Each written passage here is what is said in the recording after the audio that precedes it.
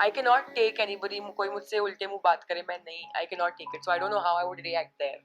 तो मैं शायद सेकंड दूसरे दिन में वापस बाहर आ जाऊँ, किसी को हाथ वाथ उठा लिया मैंने तो, because I can not take कोई बदतमीजी से बात करे, और वहाँ पे इतनी बदतमीजी होती है जो देखने में मुझे बहुत मजा आता है। मैंने आई थिंक खतरों के खिलाड़ी इसीलिए ज्वाइन किया था कि मुझे गाड़ियाँ उड़ाने मिले, क्योंकि रियल लाइफ में कभी मिलेगा नहीं वो चांस।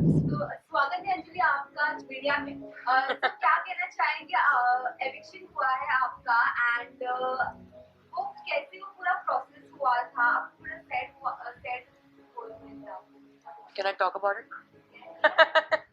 सो इतने टाइम से सीक्रेट रखा है हमने, तो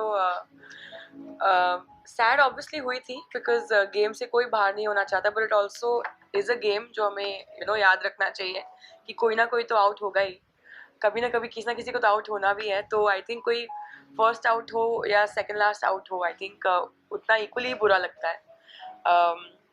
तो I know I gave my best, और मुझे जितना भी मैंने एक्सपीरियंस किया, मुझे मज़ा आया। मैंने कितनी सारी चीज़ें कर ली, वाटर कर लिया, क्रीपी क्रॉलीज कर लिए, snakes and all reptiles, I did crocodiles, I did height, मैंने सब कर लिया एक्सेप्ट फॉर एक चीज़ जो मुझे करनी थी, जो था एक कार स्टंट, जो मुझे करने नहीं मिला। बट एक ही रिग्रेट हो गया, अगर आई एम श्योर कोई ना कोई मुझसे पूछने वाला होगा कि आपको कोई रिग्रेट है, एक ही रिग्रेट है कि मैंने कार स्टंट नहीं किया, क्योंकि मैंने आई थिंक खतरों के खिलाड़ी इसीलिए ज्वाइन किया था कि मुझे गाड़ियाँ उड़ाने मिले, क्योंकि रियल लाइफ में कभी मिलेगा नहीं वो चांस। तो या कौन सा एक ऐसा स्टंट था जो आपको करके बहुत मजा आया एंड लगा कि दिस वाज माय ड्रीम और ये करना चाहिए? ड्रीम तो लाइक आई सेड अचीव नहीं हुआ गाड़ियाँ उड़ाने का, बट आई थिंक वाटर में आई don't think anybody in any season has been very comfortable. पानी देख के सब डर जाते थे, तो जब मैंने जो वो वाटर स्टंट कंप्लीट किया था, आई थिंक सेकेंड वीक में, तो मुझे बहुत खुशी हुई, and I felt very comfortable in water, and I was looking forward to more water stunts. और फिर जब I can talk about stunts also, right? फिर जब लास्ट वीक वाला स्टंट, जो वाटर स्टंट आया जिसमें मैं एलिमिनेशन में गई, उस स्टंट में आई थिंक अबॉर्ट हुए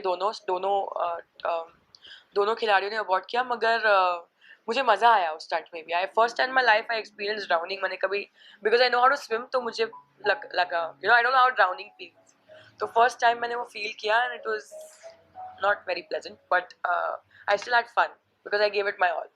लास्ट तक मैंने अबॉर्ट नहीं किया, जब तक मैं ऑलमोस्ट मरने वाली नहीं थी, मैंने अबॉर्ट नहीं किया। ओके, तो खतरों के खिलाड़ी मतलब इस बार काफी अमेरिका काफी ऐसा काफी अलग अलग स्ट्रैटेजी थे। हु डू यू थिंक कि आपको उनकी एडवाइस सबसे ज्यादा अच्छी लगी and who do you think उनको एडवाइस देने की जरूरत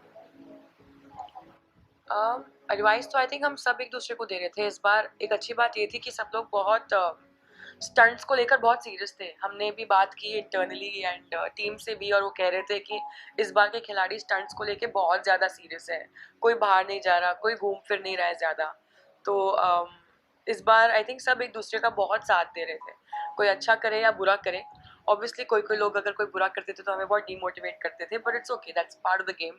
हर प्लेयर का थिंकिंग अलग होता है, हर प्लेयर का वे ऑफ मोटिवेटिंग अलग होता है, एंड जितने भी हम थे, आई थिंक मेजोरिटी हम सब ने एक दूसरे का साथ दिया और एक दूसरे को एडवाइस दिया, एक दूसरे का when someone was feeling low, we were always there for them. Anjali से क्या आपने कहा कि अगर अच्छा स्टैंड नहीं होता है तो कोई तो ऐसे लोग हैं जो मोटिवेट कर रहे हैं, तो आपके साथ ऐसा एक्सपीरियंस हुआ है और आपने देखा है? मैंने बोला ना ये क्वेश्चन आएगा। साम बाहर कौन था मेरे साथ बाहर? अह, थे ऑब्वियसली बहुत टाइम्स, काफ़ी टाइम्स कोई कोई लोग थे जो कमेंट्स पास करते थे कि अरे क्या कर रहे हो, क्या कर रहे हो। प्रॉब्लम सबसे बड़ी क्या होती है कि जब कोई स्टंट कर रहा है खिलाड़ी, उसे ब्रीफ किया जाता है कि स्टंट कैसे करना है, क्या करना है, आप यहाँ नहीं जा सकते, आप ये नहीं कर सकते, there are a lot of things that you have to take care of. वो ब्रीफिंग बाकी के खिलाड़ी जो वहाँ खड़े हैं उन्होंने नहीं सुनी है। तो जब मैं क्रोकोडाइल स्टंट कर रही थी और मेरी प्यारी अर्चू मुझे बोल रही थी अरे वो वाला उठा ले, वो वाला, I was not allowed to go behind. वहाँ पे छोटा क्रोकोडाइल जो था, मेरा जो पीछे जो लगा था वो चीज़, उसकी वजह से मैं पीछे जा ही नहीं पा रही थी, because there was a rod on my back. तो मैं नहीं जा पा रही थी, and she was not understanding कि हमें पीछे जाना अलाउड नहीं है, राइट? तो इसलिए उनको नहीं पता, तो इसलिए वो मिसअंडरस्टैंडिंग हो जाती है, मिसकम्युनिकेशन हो जाता है, और बहुत सारी चीज़ें, जब वो भी स्टंट कर रहे हो, हम भी अगर कुछ एडवाइस दे रहे हो, हमें नहीं पता, हम नहीं कर सकते। तो आई थिंक इवन वंस मैं कुछ कर रही थी, and Dino or somebody was saying something to me and I said नहीं मैं वो नहीं कर सकती because मुझे सेफ्टी ब्रीफिंग में बोला कि मैं वो नहीं कर सकती. So it's not their fault, they don't know. तो हमें जो ब्रीफिंग दी जाती है वो रोहित सर जो समझाते हैं उससे एक स्टेप आगे होती है, जो सेफ्टी को लेकर बहुत डिटेलिंग में हर एक चीज़, आप एक एक पैर कहाँ रख सकते हो, एक एक चीज़ कहाँ आप सेफ हो सकते हो. You know even the ledge वाला स्टंट जो था, जो सुंदूस मैंने और रश्मीत ने किया, जो मैंने इतना अच्छा बिल्कुल भी नहीं किया, उसमें भी कि अगर आप ऐसे टर्न होगे तो आपकी safety cable will be fine, आप ऐसे टर्न करके करोगे तो सेफ्टी केबल अटक जाएगा, you can not do it that way. So you have to take care of a lot of things while doing a stunt. तो बहुत सारी मिसकम्युनिकेशन हो जाती है, पर उसी में तो एंटरटेनमेंट आता है ना. और ऐसा कौन सा स्टंट था जो आपको लगता है कि यार इसको मैं और बेटर कर सकती डेफिनेटली जो लास्ट वीक 4th वीक का जो बॉडी बैग स्टंट था, आई थिंक अगर मुझे भी चांसेस मिलते तो मैं भी शायद बेटर कर पाती. और वो स्टंट मुझे सच में कंप्लीट करना था, बिकॉज आई थिंक उसके पहला वाला जो वाटर स्टंट था वो भी एक ऐसा स्टंट था जो अबॉर्ट स्टंट था, जो मुझे दिया गया था. एंड जो वेट लेके जो हम नीचे जाते हैं उसमें, वो पहले बहुत लोगों ने फर्स्ट ट्राई में नहीं किया है कंप्लीट. मैंने आई वाज लकी इनफ कि मेरे साथ उस स्टंट में ऐसी चीज़ें हुई कि मुझसे कंप्लीट हो गया. एंड आई विश मैंने बॉडी बैग वाला भी स्टंट कंप्लीट किया होता, तो आई डोंट थिंक मैं एलिमिनेशन होती. खतरों के खिलाड़ी मैंने फर्स्ट वीक में मैंने और मेरी मॉम ने कॉन्वर्सेशन किया था and she had asked me, जैसे मैं पहुंची थी वहाँ पे और हमने स्टंट्स जस्ट करना शुरू किए थे, आई थिंक एक दो स्टंट्स हुए थे, एंड मेरी और मॉम का कॉन्वर्सेशन हुआ था and me and my mom had taken I think 2 or 3 names. Those names were Arjit, Shizan and Dino. And my mom was adamant on Dino, and my mom loves the way he is and he presents himself, and now he's different. And हम तीनों ने ये 3 नाम discuss किए थे, तो हमें इन 3 नामों से लगा था कि शायद कोई जीत सकता है. और लड़कियों में आई थिंक लड़कियां इस बार बहुत सारी थी और बहुत स्ट्रॉन्ग थी. बहुत सारी स्ट्रॉन्ग लड़कियां स्टार्टिंग में भी निकल गई, यू नो. एंड रूही को ले लो, अंजुम को ले लो, एंड सो आई थिंक इस शो के साथ कुछ बोल नहीं सकते, यू नो. लक फैक्टर होता है, आपको कौन सा स्टंट मिलता है वो फैक्टर होता है. अगर आपको स्विमिंग नहीं आती और आपको उस वीक स्विमिंग का स्टंट नहीं मिले तो यू आर लकी. और अगर आपको एक चीज़ से डर लगता है और आपको वही स्टंट मिले तो यू नो देन लक ने आपका साथ नहीं दिया और आप एलिमिनेशन में जाओगे. सबसे अच्छा बॉन्ड आपका किसके साथ था खतरों के खिलाड़ी? सबसे अच्छा मेरा सबसे पहला बॉन्ड इसी बिल्डिंग में, आई थिंक जब हम पहली बार, मैं किसी को नहीं जानती थी खतरों के खिलाड़ी में, किसी को कभी मैं मतलब कभी नहीं मिली थी, कोई भी कंटेस्टेंट को. तो हम इसी बिल्डिंग में पहली बार मिले जब हम पहली बार जनता बाइट्स और प्रेस डे के लिए आए थे. तो सबसे पहले आई थिंक मैं अरिजीत को मिली थी, तो अरिजीत के साथ बहुत अच्छा बॉन्ड है. फिर मैं सुंदूस को मिली, सुंदूस के साथ बहुत अच्छा बॉन्ड है. Anjum, Shizan, everybody. I think मेरा किसी के साथ ऐसे कुछ बैड ब्लड नहीं है. आई थिंक मैं बाकी सबसे तो ज़्यादा आई थिंक अर्चना से फ़ोन पर बात करती हूँ, because she is that kind of person जो कॉल करती है, हाय बेबी क्या कर रही है, अच्छा सुन ये हुआ, अच्छा सुन वो हुआ. शी लाइक्स टू डिस्कस और उसको दूसरों के ओपिनियंस देने में बहुत अच्छा लगता है. तो तो मैं उसको समझाती रहती हूँ, कोई बात नहीं, ये है वो है, ये है वो है, दिमाग गर्म नहीं करते, ये वो. So because she is one of a kind, और अगर आप उसको समझ लो तो आप उससे कभी गुस्सा होगे नहीं, you know.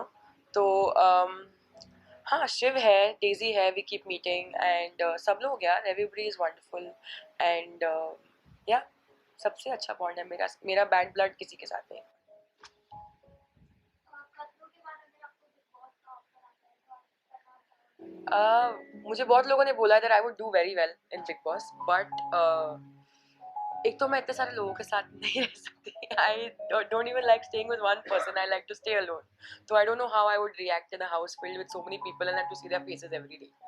I don't know how I would react and I can not take anybody, कोई मुझसे उल्टे मुंह बात करे, मैं नहीं, I can not take it. So I don't know how I would react there. तो मैं शायद सेकंड दो दूसरे दिन में वापस बाहर आ जाऊँ, किसी को हाथ वाथ उठा लिया मैंने तो, because I can not take कोई बदतमीजी से बात करे, और वहाँ पे इतनी बदतमीजी होती है जो देखने में मुझे बहुत मजा आता है. I am being very honest, I am the biggest big boss fan and I watch every season every episode without fail. But देखने में मुझे बहुत मज़ा आता है, but I don't know if I would be a part of it, I am not sure. And I think मेरा ये first reality stint था and I am not, I think this might be my last reality stint, you never know.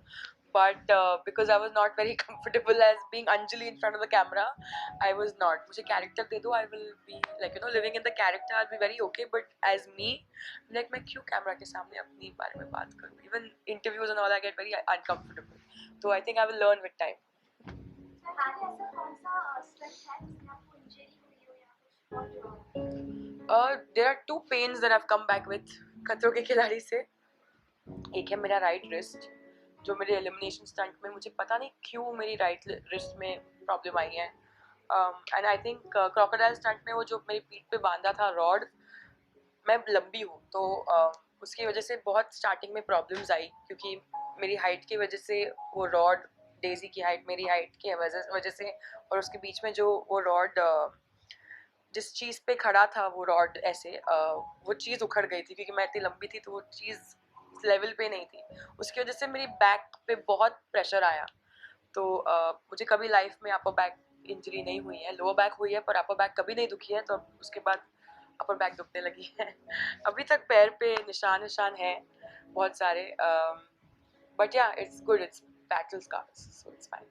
Hi Anjali, congratulations for your debut also in Rocky Rani. So काफी लोग पसंद कर रहे हैं, audience को भी बहुत पसंद आ रहा है. तो आपको कैसा लग रहा है अपने आप को स्क्रीन पे देख के? और share your experience with Karan sir, Jaya ma'am, Ranveer and आदि. ये मूवी का नाम लेते ही आजकल ना गूज़बम्प्स आ जाते हैं. कोई भी कुछ भी बात करता है, आई थिंक मूवी ने इतना प्यार देखा. Suddenly in the room there is love. This movie has सब लोग के दिलों में इतना प्यार जगा दिया है कि कोई भी इस पिक्चर के बारे में बात करता है तो सबके फेस पे स्माइल आ जाती है. आई होप आप सबने देखी है. जूही ने देखी है, सिर्फ और किसी ने देखी है. तो आई होप आप लोगों को अच्छी लगे. अगर आपने नहीं देखी है और अगर आपने देखी है, आई होप आपको मज़ा आया, बिकॉज हमें बहुत मज़ा आया बनाते हुए मूवी. और हमें ये रिएक्शन ऑनेस्टली इतना, मतलब एक इंसान भी ऐसा नहीं बोल रहा है कि अरे हाँ ठीक थी, कि हाँ कुछ. Everybody is saying nice things. I mean जो हेटर्स थे, जिनको ये पूरा कास्ट और क्रू नहीं पसंद था, वो भी अंदर जा रहे हैं सड़ी हुई शक्ल लेके, पर बाहर आ रहे हैं अच्छी शक्ल लेके. Everybody is just happy.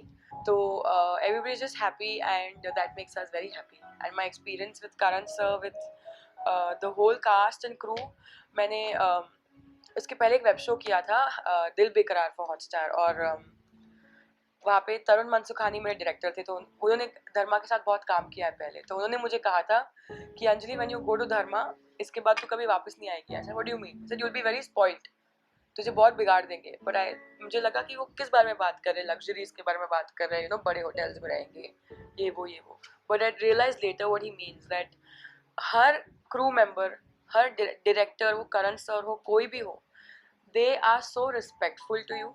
तो उस वे में मैं बिगड़ गई हूँ कि अभी मैं उस रिस्पेक्ट से नीचे, I don't think I will ever, मैं अपना स्टैंडर्ड नहीं गिराऊंगी in communicating with people. Like even someone from Shanu, जिन्होंने मुझे ऑडिशन के बारे में बताया, उनके असिस्टेंट ने फ़ोन करके मुझे नहीं बताया अच्छा ये है.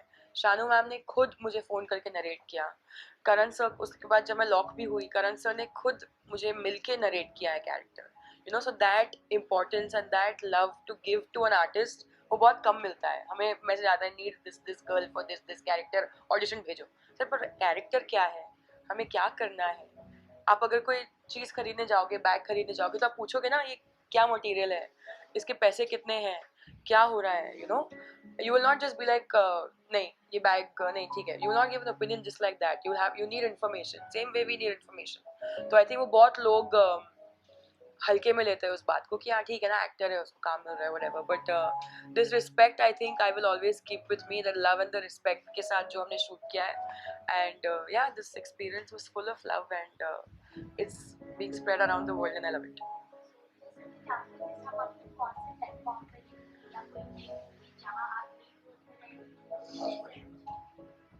Yes, I love it. देखो मैंने सबको गुमराह करके रखा है. क्या ये टीवी करेगी, क्या ये रियलिटी करेगी, क्या ये मूवीज करेगी, क्या ये वेब करेगी? तो लेट्स वेट एंड वॉच, है ना. The mystery is the best part. But I am talking, इस मूवी के बाद मुझे बहुत सारे एवेन्यूज खुल गए हैं, बहुत सारे लोग मुझसे मिल रहे हैं, बहुत ईजी हो गया है for me too, because I have something to show. ये पूरी दुनिया देख रही है, right? So I can approach anybody and they are receptive and they are talking to me, and I can go into rooms and meet people, and it's amazing. It's so much fun, and we can make such amazing cinema together, and we can whatever it is, even television, सब चीज़ों की बातें हो रही है. I'm going to be honest, but whichever thing sparks joy for me, I will do that. भले वो कुछ भी हो, भले वो रियलिटी हो, टेलीविजन हो, वेब हो, मूवीज हो, तो गुमराह करके रखा है मैंने, फिर हम देखेंगे मैं क्या करूँ, because even I don't know honestly. But सारी बातें हो रही है, and I hope whatever it is आप लोगों को बहुत अच्छा लगे और मैं बहुत सक्सीड करूँ. तो अगर आपको मेरी मूवी अच्छी लगी हो, आपको खतरों में मेरा सफ़र अच्छा लगा हो, फॉलो मत करना, लाइक मत करना, सब्सक्राइब मत करना, मेरा कोई चैनल नहीं है, दुआ भेजना और कुछ नहीं. Thank you.